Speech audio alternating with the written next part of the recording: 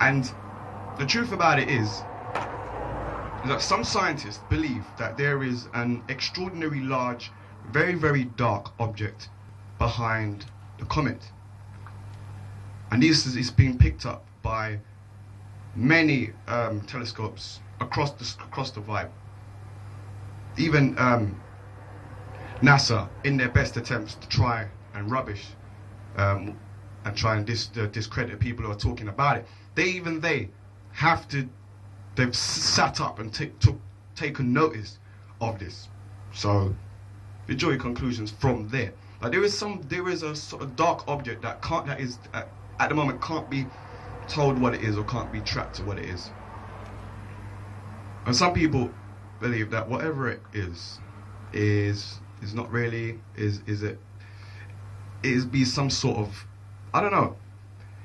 The whole passing of the comet thing is quite a complicated thing, because comets, depending on how big they are, normally they take a long time to go around our solar system. Comets basically are the leftover rubble of the beginning of our solar system where we live, and they are basically, stop saying basically, but basically they are right on the edge of our solar system, and they're like giant boulders of ice and gas and that, and they're right there at the edge, and sometimes they bang into each other and they start a very long orbit in towards the solar system and around the sun, because they get caught in the gravity.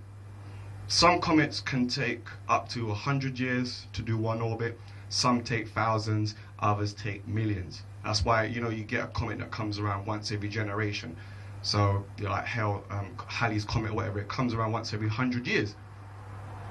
But the strange people were drawn to this particular comet Ilanin because at the rate that it was moving at a fantastic speed. And the question was, is there alien craft tagging a ride along behind the comet Ilanin, using its gravitational force in some sort of antimatter, dark matter fusion reality drive? I don't know what the hell you call it, but let's imagine that's probably what it is.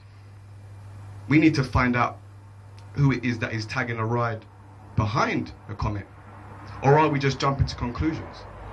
But the truth of the matter is that this comet will be passing in September, and some people believe that it will cause, we will have another one of those massive earthquakes or a tsunami type event, erratic weather systems and global phenomena such as volcanoes and all that other stuff. But people believe that this is what could happen in around September, towards the end of the month.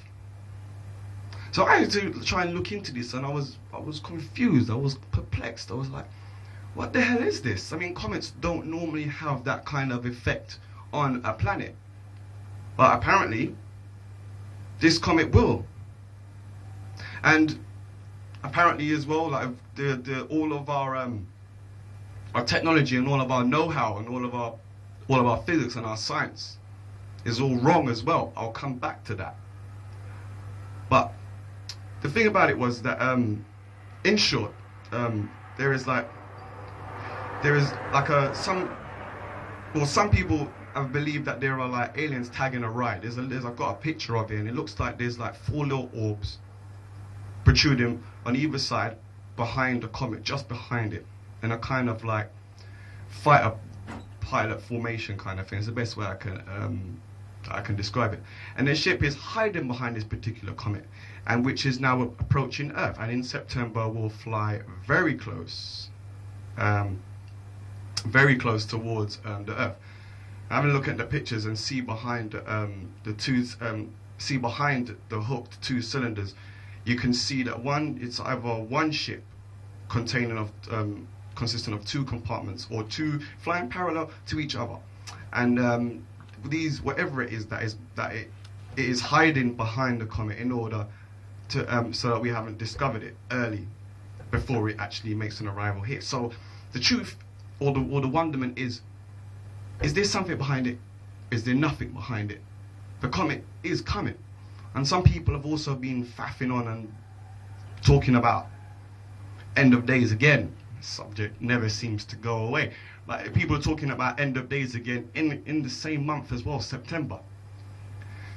Is it man's ignorance to try and second guess the creator?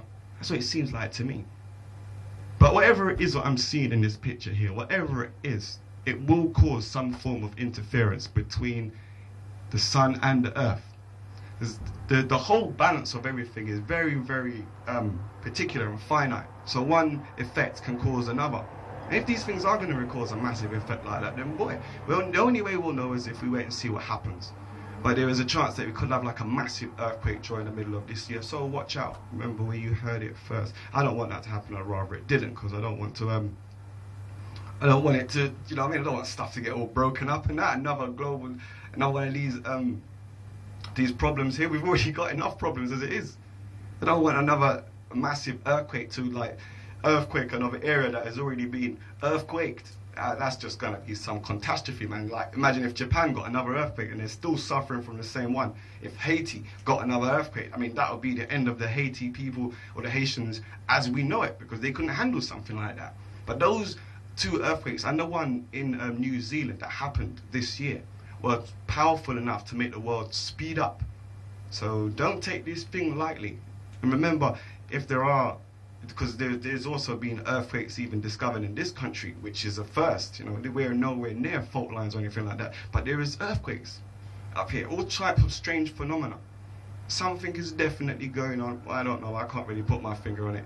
It's not really for me to put my finger on it, it's just me to put the question out there to make you lot think, you know. Use the noggin and think about the knowledge, because knowledge is power. Is it not? I think knowledge is power. I think knowledge can help you more than money, more than anything else. Listen, Horace Andy.